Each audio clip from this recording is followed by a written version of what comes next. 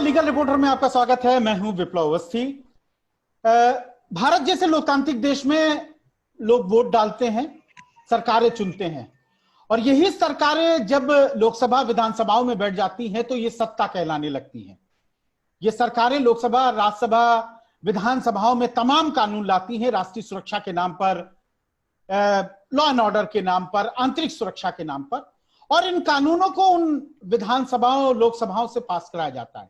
लेकिन यही सरकारें, और जिन्हें सत्ता हम कह सकते हैं, अपने खिलाफ उठने वाली तमाम निगेटिव वॉइसेस को, अपोजिट वॉइसेस को दबाने के लिए भी ऐसे कानून का प्रयोग करती हैं। अभी हाल फिलहाल ही स्टेट ऑफ यूपी ने, जो यूपी सरकार है, उसने आंकड़े जारी किए हैं राष्ट्रीय सुरक्षा कानून को लेकर, और आंकड़े बताते हैं कि इस साल अगस्त महीने तक 139 मामले एनएसए के तहत दर्ज किए गए, जिसमें 76 मामले गौ हत्या से जुड़े हैं। जबकि अगर देखे जाए तो CAA का जो प्रोटेस्ट हुआ था उसके 13 मामले, महिलाओं और बच्चों के खिलाफ 37 मामले और अन्य 20 मामले इसमें शामिल हैं। और यहां यह बताना जरूरी होगा कि 4 महीने से लॉकडाउन भी रहा है। डॉक्टर कफील खान का आपने मैटर सुना। डॉक्टर कफील खान के मामले में इलाहाबाद हाईकोर्ट ने कहा कि राष्ट्र के तहत जिस तरह उनकी गिरफ्तारी की गई राष्ट्र में, तो वो उन्होंने कोई ऐसी बात ही नहीं कही जो राष्ट्र के अंतर्गत आती है, लेकिन फिर भी एक MBBS MD डॉक्टर को 8 महीना जेल में बिताना पड़ा। हमारे साथ 2 खास मेहमान इस समय जुड़ गए हैं। हमारे साथ सुप्रीम कोर्ट के सीनियर एडवोकेट संजय हेगड़े साहब हैं। लगातार संजय हेगड़े साहब कॉन्स्टिट्यूशन के मामलों में सुप्रीम कोर्ट में वकालत तो करते ही हैं, तब साथ ही सामाजिक मुद्दों के, सामाजिक सरोकार के मुद्दे, मानवाधिकार के मुद्दे लगातार विभिन्न मंचों से उठाते रहते हैं। हमारे साथ इसके साथ ही दूसरे मेहमान MS खान साहब जुड़ गए हैं। आप MS खान साहब एक UAPA कह लें, पोटा कह लें, टाडा कह लें, इस तरह के कानून के मामले में देश की विभिन्न अदालतों में पेश हो रहे हैं लगातार। संजय सर, सबसे पहले तो मेरा आपके से ही सवाल होगा, नो वकील, नो अपील, नो दलील, इसको कहते हैं रासुका। आखिर ये कानून कब तक एक राजनीतिक दलों के लिए, सरकारों के लिए दूसरों को निपटाने का काम करता रहेगा? संजय सर। देखिए, ये जो कानून बना है जी, वो ये कोई सजा देने वाली कानून है नहीं, जो हम प्यूनिटिव डिटेंशन कहते हैं जी, कि अगर आपने कोई अपराध कर लिया है तो अपराध करने के बाद आप पर मुकदमा चलेगा, मुकदमा में आपके पास वकील होंगे और फिर सजा सुनाई जाएगी। ये जो इसमें जो डिटेंशन है, इसे प्रिवेंटिव डिटेंशन कहते हैं। सजा के तौर पे नहीं, पर क्योंकि आप अपराध करने जा रहे हो, इसलिए रोकने के लिए हम आपको डिटेन कर सकते हैं। जी। डिटेंशन ऑर्डर कभी कभार 3 महीने का होता है, कभी 6 महीने, 1 साल तक, और बीच में ये डिटेंशन ऑर्डर जहां तक जब एडवाइजरी बोर्ड उसे वैध मानती है तो डिटेंशन चलता रहे। अगर एडवाइजरी बोर्ड से आप नाखुश है तो फिर आप हाई कोर्ट जा सकते हो। तो ये जो प्रिवेंटिव डिटेंशन जो प्रावधान है हमारे संविधान में भी है। शायद गलती तभी हुई थी क्योंकि जब ब्रिटिश साम्राज्य थी तो स्वतंत्र सेनानियों को प्रिवेंटिवली डिटेंशन में अंदर डाला जाता था, और वो पद्धति हमारे संविधान में भी आ गई, और फिर बहुत सारे ऐसे प्रिवेंटिव डिटेंशन लॉज बनते गए। इमरजेंसी में आपको याद होगा कि मीसा करके एक कानून होता था जिसके तहत लोगों को अंदर किया जा सकता था, और हर स्टेट में ये prevention of bootleggers, anti social elements वगैरह वगैरह वगैरह बहुत सारे ऐसे कानून हैं। तो 1980 के तहत जब पंजाब में, कश्मीर में सब अलगाववादी तत्व आने लगे थे, तब नेशनल सिक्योरिटी एक्ट बना गया था पार्लियामेंट से, और उसमें भी प्रिवेंटिव डिटेंशन का प्रावधान है। पर जो पंजाब में खालिस्तानियों के ऊपर लगाया जाता था या कश्मीर में अलगाववादियों पे लगाया जाता था, अब पूरे देश भर फैल गया है, और कोई भी राज्य सरकार के बारे में कुछ भी कोई कह दे तो चलिए हम प्रिवेंटिव डिटेंशन लागू कर देते हैं। ये सरासर एक ऐसी पद्धति बन गई है कि कोई भी डिस्ट्रिक्ट मैजिस्ट्रेट कोई या कोई पुलिस वाला अगर आपसे ना खुश है तो आपको 6 महीने 1 साल अंदर रख ही सकता है। जी जी जी। एनएसए, संजय साहब, एनएसए जो कानून है, एक होता है कानून जो संसद विधानसभाएं जब पास करती हैं तो वो पब्लिक एट लार्ज, वो 135 करोड़ की अगर जनसंख्या है तो 135वें करोड़ व्यक्ति तक। लेकिन एनएसए जैसा कानून तो केवल सरकारों के लिए, उसका आम जनता से कोई मतलब ही नहीं है। और असल में ये कानून नहीं है, सरकारों की जरूरत है। आप इसको मानते हैं? बिल्कुल जी। क्योंकि प्रिवेंटिव डिटेंशन का जो एक बेसिस है यही है कि भाई हम किसी के पंजाब में खालिस्तानी टेररिस्ट या कश्मीर में किसी और टेररिस्ट के खिलाफ हम सबूत नहीं ले पाएंगे, गवाह लेकर नहीं आ पा सकते हैं, उसीलिए हम उन्हें प्रिवेंटिवली डिटेन कर रहे हैं। जी जी। तो ये जस्टिफिकेशन था। अब कफील खान क्या किसी सभा में क्या बोले क्या नहीं बोले, आज की तारीख में सबके पास मोबाइल फोन है, सबके पास रिकॉर्डिंग डिवाइस है, तो इस पर तो कोई दो राय नहीं हो सकते हैं। फिर भी जो खालिस्तानियों के लिए लागू किया गया था अब कफील पे लगा है। राष्ट्रीय सुरक्षा, मैं 3 इंग्रेडिएंट्स जो बड़े बड़े पढ़ रहा हूं। Prejudicial to the security of India, the relation of India with foreign country और the maintenance of public order, essential services and supply। ये जो मेन 3 ग्राउंड हैं जिनके आधार पर अगर उसका वायलेशन होता है तो कहीं ना कहीं प्रिवेंशन ये राष्ट्रीय सुरक्षा कानून के अंतर्गत कार्रवाई होती है। लेकिन एमएस खान साहब, जब आप राष्ट्र पे कार्रवाई करने जाते हैं तो मेजॉरिटी में चीजें देखी जा रही हैं, तो इन तीनों इंग्रेडिएंट्स तो वो तो दूर हो गए, लेकिन सरकार सत्ता जब जिसको निपटाना होता है, अपने खिलाफ वॉइसेस को खत्म करना होता है, उन फैसलों के खिलाफ CAA का जब लोग विरोध कर रहे थे, तब कौन सा पब्लिक ऑर्डर खराब हुआ था? सड़क पे लोग बैठे हुए थे, इंडियन पिनल कोड था आपके पास, शांति भंग होने की स्थिति में आपके पास तमाम कानून थे। राष्ट्रीय सुरक्षा कानून लगाकर आप मैसेज क्या देना चाहते थे खान साहब? देखिए, ऐसा जैसे अभी हेगड़े साहब ने कहा कि कानून होता है कि आप किसी को अपराधी को पकड़ते हैं, उसको सजा चलती है, मुकदमा चलता है। लेकिन देखिए, मैं एक सिंपल भाषा में अगर एनएसए को कहूं तो ये सरकार के लिए है जिसकी लाठी उसकी भैंस। आप चाहे देखिए सेटिस्फैक्शन है या नहीं है, अब आप प्रिवेंटिव उसको रख रहे हैं किस ग्राउंड पे, किस सिक्योरिटी को खतरा है या सप्लाई को डिस्टर्ब कर रहा है या प्रेजुडिशियल किसी भी लिए स्टेट के लिए है, तो उसका पैमाना क्या है? सेटिस्फैक्शन, जो डिग्री ऑफ सेटिस्फैक्शन जो मजिस्ट्रेट को सर्कमस्टांसेस प्रिवेल कर रही हैं या लाइकली टू बी प्रिवेल, ठीक है। तो एक एक्ट में जगह जगह यूज किया गया सेटिस्फाइड सेटिस्फाइड सेटिस्फाइड। तो डिग्री ऑफ सेटिस्फैक्शन क्या है? और सेटिस्फैक्शन तो डिस्क्रिशनरी हो गया मेरे मन में कि मैं अधिकारी हूं, कफील अहमद ने स्पीच दी तो मैं सेटिस्फाइड हो गया कि भाई ये तो प्रेजुडिशियल है सिक्योरिटी ऑफ स्टेट के लिए, तो मैंने एनएसए लगा दिया। अब देखिए, इस एक्ट में भी इनबिल्ट सेफगार्ड है, जैसे एडवाइजरी बोर्ड अगर आपके ग्राउंड्स को और आपके रिप्रेजेंटेशन को जो एक डिटेनी भेजता है वहां पर उसको कंसीडर करता है कि हाँ जी इसमें जस्टिफिकेशन नहीं है, तो वो रिवोक हो जाता है। लेकिन वो भी सब क्या है कि एक फॉर्मेलिटीज हैं, एक सब मतलब आप कुल मिलाकर। खान साहब, इलाहाबाद हाईकोर्ट 8 महीने बाद एक MBBS MD डॉक्टर की रिलीज पर आदेश करता है कि जो AMU के सामने आपने स्पीच दी थी वो यूनिटी इंटीग्रिटी के लिए थी, वो भड़काऊ नहीं थी। एक MBBS MD डॉक्टर को आप 8 महीना जेल में रखते हैं, इसके बाद जमानत देकर उसका उपकार करते हैं। संजय हेगड़े साहब, ये उपकार क्या उसके 8 महीने के उस पीरियड को वापस ला पाएगा कभी? जी नहीं, ये उपकार नहीं कर रहे हैं, ना ही जमानत दे रहे हैं। वो ये कह रहे हैं कि ये जो डिटेंशन ऑर्डर था ये गलत था, अनजस्टिफाइड था, डिटेंशन को क्वॉश कर दिए हैं।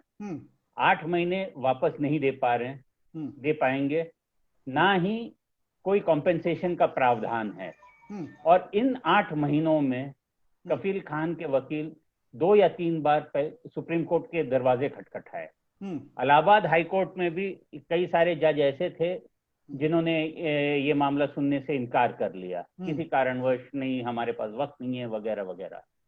फिर आखिरकार जब सुप्रीम कोर्ट ने कह दिया कि आप फलाना तारीख के अंदर आप फैसला सुनाएं, तभी ही इलाहाबाद हाई कोर्ट ने मामला सुनकर ये डिटेंशन ऑर्डर क्वॉश कर दिया।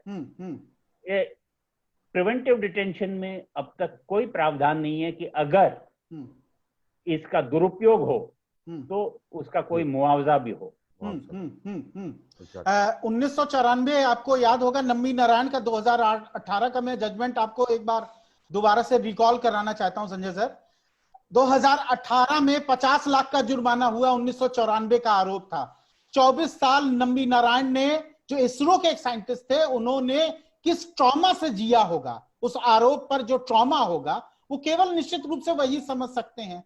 एनएसए जैसे कानून लगाने के बाद आप सालों साल डिटेंशन में रखते हैं, निकाल दिए जाते हैं और एक दिन अदालत कहती है कि वो डिटेंशन इलीगल है। एमएस खान साहब, आप चूंकि ट्रायल कोर्ट में लगातार इन लोगों के लिए पेश होते हैं, ये मानसिकता क्या दिखती है जब एनएसए के बहुत से मामलों को आप देखते हैं?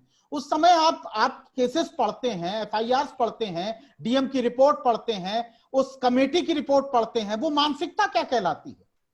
देखिए सवाल क्या होता है ना, कोई भी ट्रायल, देखिए कोई मुकदमा, क्रिमिनल एक आम मुकदमा मेरे पर दर्ज हुआ, ठीक है, तो उसमें मेरे पास बहुत सारे ऑप्शंस अवेलेबल होते हैं। मैं बेल के लिए जा सकता हूँ, 3 महीने में मेरी चार्जशीट आ जाती है, या यूएपी लगा 6 महीने में मेरी चार्जशीट आ जाती है। मैं देख सकता हूँ कि मेरे खिलाफ इन्होंने क्या एविडेंस आ रही है, मैं उसको डिफरेंट फोरम पे लड़ सकता हूँ। लेकिन एनएसए लगाने के बाद तो मैं कंप्लीटली जेल में बंद, ठीक है। अब एडवाइजरी बोर्ड के सामने मैं लॉयर भी नहीं भेज सकता, मेरे पास कोई ऑप्शन ही नहीं होता। सिर्फ ग्राउंड्स मुझे दे दी गई हैं, एडवाइजरी बोर्ड ने मेरा ऑर्डर कंफर्म कर दिया है। मैं डिपेंड कर रहा हूं कि कब सुपीरियर कोर्ट, हाई कोर्ट हो चाहे सुप्रीम कोर्ट हो, जहां पर मैंने अब उस ऑर्डर को चैलेंज कर रखा है, वो उनकी से मर्सी पर जिंदा हूं कि वो कब मेरे केस को उठाएं और एक सही तरीके से सुनवाई हो। तो मेरे लिए तो सारे रास्ते एनएसए लगने के बाद बंद हो जाते हैं, जो कि बिल्कुल एंटायरली अपोजिट है कि आप किसी क्रिमिनल को बंद करते हैं, चाहे कितना भी हीनियस क्राइम किया हो, उसके पास राइट्स और उसके पास जो रास्ते बहुत सारे होते हैं विप्लव। यहाँ पर बिल्कुल नैरो डाउन करके उसको एक तरह से फेंक दिया जाता है, या इसको एक तरह से इसको बोला जाए कि देखिए कोई भी सरकारें हो, चाहे पहले हमारे यहाँ राजा महाराजा रहे हो या आज डेमोक्रेटिक सरकार है, सरकारों के पास एक टूल होता है। जैसे कंटेम्प्ट ऑफ कोर्ट, एक कोर्ट के पास एक टूल है, और वैसे ही सरकारों के पास एक टूल है कि देखिए हमारे अगेंस्ट आप जाएंगे तो हम आप पर एनएसए लगाएंगे। और जिसको इस्तेमाल करने के लिए आपको, देखिए जैसे हेगड़े साहब ने कहा, मैं कोई कंपनसेशन नहीं कर सकता, और यहाँ करके प्रोटेक्शन है उस एक्ट में कि कोई भी ऑफिसर एक्शन लेगा गुड फेथ में, उसके खिलाफ मैं कोई कार्रवाई नहीं कर सकता। तो कंप्लीटली ब्लाइंड वो आप पकड़िए और झोंकिए और सरकार के खिलाफ आवाज न उठाइए। सीआरपीसी में वैसे प्रोविजन है, अगर प्रूव हो जाता है तो 1000 रुपए तक का जुर्माना है। संजय हेगड़े साहब भी बता पाएंगे। नहीं, एनएसए की बात नहीं कर रहा है मैं, जनरल इंडियन पिनल कोड के तमाम सेक्शंस की बात कर रहा हूं।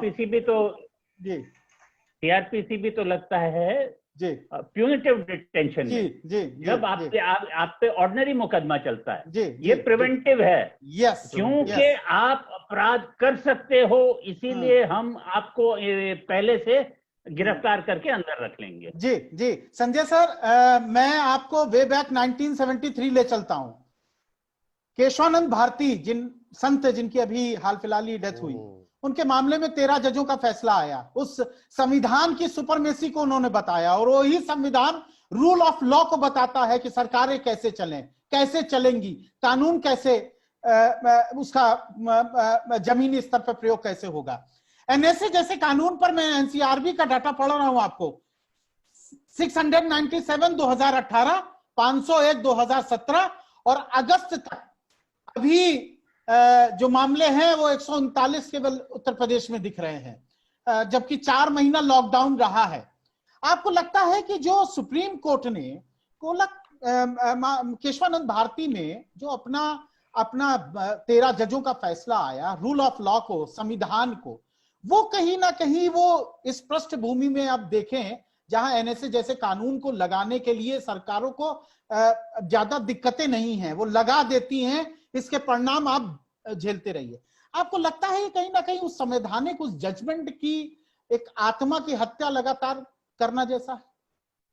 नहीं, क्योंकि केशवानंद भारती तो basic structure of the constitution से जुड़ा हुआ है जी। पर जब हम 1950 में हमने संविधान बनाया था, उसी में आर्टिकल 20 में हमने 22 में 22 में हमने प्रिवेंटिव डिटेंशन के लिए भी प्रावधान बनाए थे। जी जी, तो प्रिवेंटिव डिटेंशन भी हमारे ओरिजिनल कॉन्स्टिट्यूशन में अगर है तो फिर बेसिक स्ट्रक्चर की बात नहीं रहती है। जी जी, हमें देश के तौर से एक ये तय करना है कि ये हमारे आजादी के 70 साल बाद, 75 साल बाद क्या प्रिवेंटिव डिटेंशन जैसा कानून के लिए प्रावधान होने चाहिए या नहीं। क्या हम आजाद देश के आजाद बाशिंदे नहीं हैं? क्या हमारी आजादी सिर्फ इस पर निर्भर है कि हम पर प्रिवेंटिव डिटेंशन लगाया ना जाए, एनएसए लगाया ना जाए? आज एनएसए किसी पर हो सकता है। जो मैं यहाँ कह रहा हूँ ये शायद किसी को पसंद ना आए, तो कह दें कि I am subjectively satisfied that the security of the state is involve. Clear. फिर जैसे फिर मुझे खान साहब के पास जाना पड़ेगा, सर मेरे लिए कुछ कीजिएगा, मेरे रिप्रेजेंटेशन बनाइएगा एडवाइजरी बोर्ड, और एडवाइजरी बोर्ड के बाद फिर कोई जो भी सरकार हो, अगर यूपी हो तो इलाहाबाद हाई कोर्ट, कर्नाटक हो तो बैंगलोर हाई कोर्ट, वैसे चलता है। ये जो प्रावधान है संविधान में, इसी को हटाना देना चाहिए मेरे राय में। जी जी, टाडा पोटा जैसे कानूनों को हटाया गया, यूएपीए लाया गया। अब यूएपीए का संशोधन करके भी अब लोग कह रहे हैं कि टाडा पोटा को दोनों को मिला के यूएपीए बना दिया गया। आपको लगता है कि एनएसए में एक बड़े बदलाव की जरूरत है या पूरी तरह से रिपील करा जाए? संजय सर, पहली आपकी टिप्पणी। नहीं, मैं तो ये मानता हूं कि सारे प्रिवेंटिव डिटेंशन लॉज को रद्द कर लो। जी जी, क्योंकि अगर आप ये कहते हो कि साहब हम सबूत लाने में असफल होते हैं, उसके लिए हम प्रिवेंटिव डिटेंशन करना चाहते हैं, तो फिर आप रूल ऑफ लॉ तो नहीं चला रहे हो ना। आप तो सब्जेक्टिव सेटिस्फैक्शन पे चला रहे हो।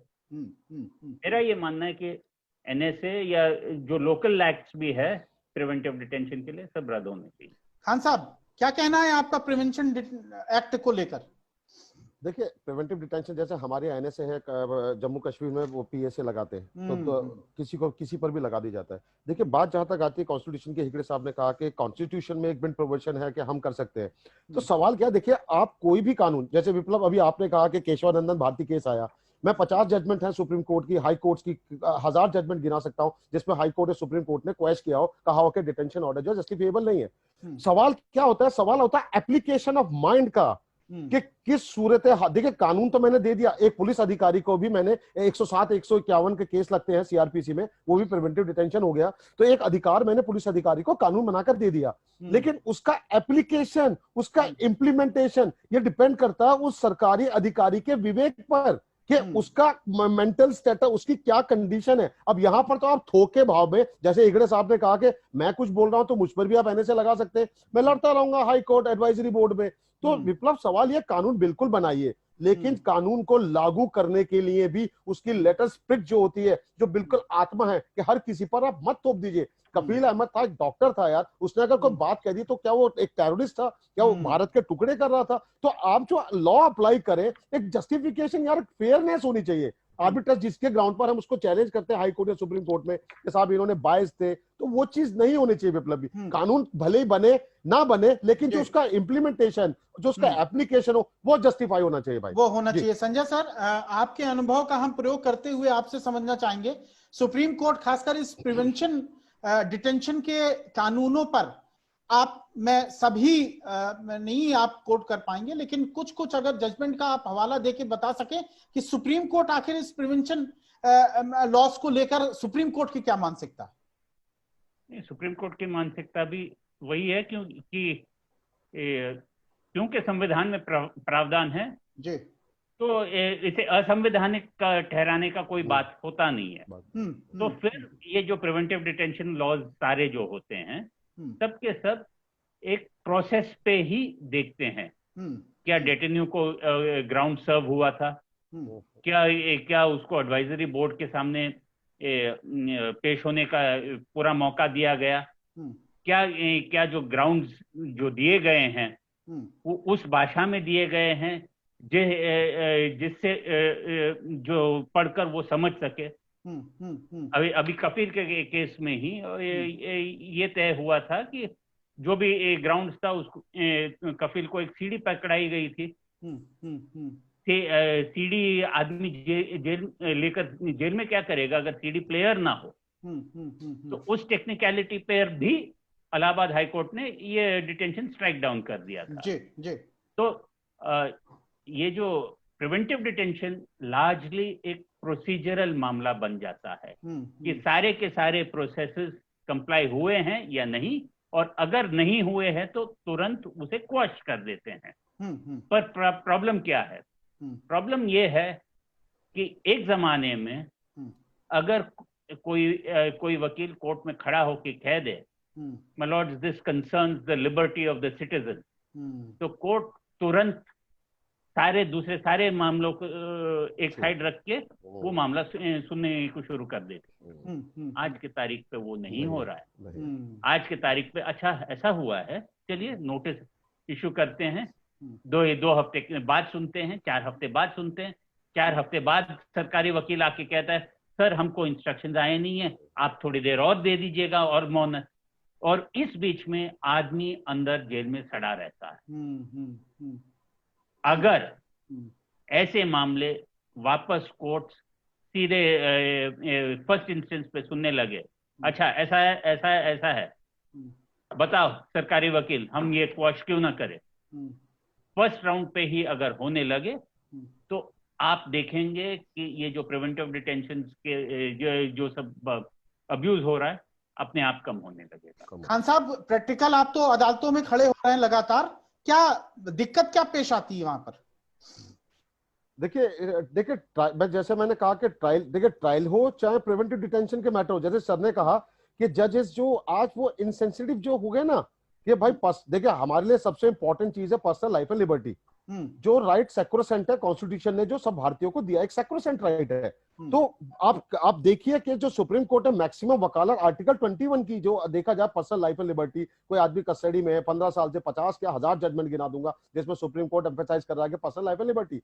लेकिन प्रैक्टिकलिटी में आप देखा जाए, जैसे यूएपीए कानून की बात कर लूं कि बेल के लिए मुझे कोर्ट को सेटिस्फाई करना पड़ेगा कि प्राइमा फेसी मेरे ऊपर जो एक्यूजेशन है गलत है। अगर मैंने ये प्राइमा फेसी साबित कर दिया तो मुकदमा स्टैंड कहां करता है? तो जो पर्सनल लाइफ एंड लिबर्टी वो तो मजाक बनाकर रख दिया है, ठीक है। और दूसरी बात ये कि कोर्ट्स आज की डेट में या तो इनसेंसिटिव हो गई है या ओवरबर्डन हो गई है या सुनना ही नहीं चाहती। अब प्रिवेंटिव डिटेंशन देखिए, कफील अहमद का एग्जांपल देता हूं आपको, 8 महीने बाद कोर्ट डिसाइड कर रहा है कि भैया आप पे जो लगाया गया था गलत है। ये 12 महीने तक तो वैसे ही उसका पीरियड खत्म हो जाता, स्टेट गवर्नमेंट दोबारा उसको फर्दर एक्सटेंड कर देती, तो 24 महीने बाद भी हाई कोर्ट अगर ये कहता तो गलत है। तो भैया ये तो आप देखिए ना, हर तरफ ही जो सूरत हाल नजर आ रहा है वो सब बुरा दिख रहा है विप्लव। मतलब एक जो न्याय की उम्मीद जो अदालत से एक इंसान को होती है वो मरती हुई नजर आ रही है विप्लव। जो मैं प्रैक्टिकली देख 7 साल 10 साल मुकदमे चार्जेस फ्रेम नहीं हो रहे भाई, तो आप हम किस तरफ जा रहे हैं यार? बहुत दुख होता है देखकर। बिल्कुल, अब इस चर्चा को थोड़ा सा अंतिम में ले जाने के साथ ही अंतिम में आप दोनों से एक क्वेश्चन कर लेता हूं। संजय सर, मुझे बताइए, इस तरह के मामलों में जब अदालतें कहती हैं कि जो प्रिवेंशन डिटेंशन लॉ आपने लगाया है या यूएपीए लगाया है या पीएसए लगाया है या एनएसए लगाया है, ये बनता ही नहीं था, और वो व्यक्ति जेल में रहे आता है 8 महीना 10 महीना 12 महीना, चंद्रशेखर आजाद से लेकर कफील खान तमाम हमारे पास ऐसे उदाहरण है। मुझे ये बताइए, क्या एक बड़ी जिम्मेदारी उस डिस्ट्रिक्ट एडमिनिस्ट्रेशन की तय होनी चाहिए या नहीं, और होनी चाहिए तो उसका क्या तरीका क्या होगा? देखिए, मैं भी सरकारी वकील रह चुका हूं, और जब भी कोई कहीं से कुछ आदेश आ जाता था जहां हमको कुछ सही नहीं दिखता था, मैं यही कह देता था कि सर आप लिखित में भेजिए ना, तो फिर वो कभी आता नहीं था। तो अगर डिस्ट्रिक्ट मजिस्ट्रेट भी अगर कह दे सर मुझे लिखित में अगर ये लिख ले सर, मुझे लगाने से पहले ये शंका है, आप जरा फाइल पे लिख लीजिए ना, तो ऑटोमेटिकली ये सब खत्म हो जाएगा। जी, खान साहब क्या कहना है आपको? नहीं, बिल्कुल हेगड़े साहब बिल्कुल ठीक कह रहे हैं भैया कि इस तरह अगर होने लगे, वही बात है ना, सेटिस्फैक्शन गवर्नमेंट के लिए सबने काम करना है। डीएम भी क्यों चाहेगा मैं गवर्नमेंट से बिगाड़ूं? तो एक देखिए, मैं जैसे पहले कहा था कि सरकार के हाथ में एक टूल है, ठीक है, उसको यूज करना है। कोर्ट्स हमारी ओवरबर्डन है, तो भैया आप जेल एक बार चले गए तो आपने जेल में ही सब कुछ सीखना है भाई। बहुत मुश्किल है विप्लव भाई इस सिस्टम में। अगर आप बचे हैं, बाहर हैं, तो मालिक से प्रार्थना कीजिए कि आप बाहर हैं, बहुत अच्छी बात है। बहुत बहुत धन्यवाद आप दोनों की बातचीत के लिए। निश्चित रूप से एनएसए जैसे कानूनों के बेजा इस्तेमाल को लेकर ये लगातार जो बहस है वो चलती भी रहेगी। तमाम, जैसा कि संजय सर ने बताया, सुप्रीम कोर्ट के अपने तमाम आदेश हैं, इलाहाबाद हाईकोर्ट और विभिन्न अदालतें भी, हाईकोर्ट्स भी इस कानून को लेकर तमाम आपत्तियां दर्ज करा चुकी है। देखना होगा कि ये कब वो समय आएगा जब राजनीतिक दल अपनी उस सत्ता की लोलुपता से ऊपर उठकर इस कानून को खत्म करने के लिए एक बड़ा कदम उठाएंगे। फिलहाल सत्य हिंदी के लिए इतना ही। नमस्कार, धन्यवाद, thank you sir. Thank you. सत्य हिंदी के और वीडियोस को देखने के लिए हमारे YouTube चैनल को सब्सक्राइब करें और सीधे नोटिफिकेशन पाने के लिए बेल आइकन दबाएं।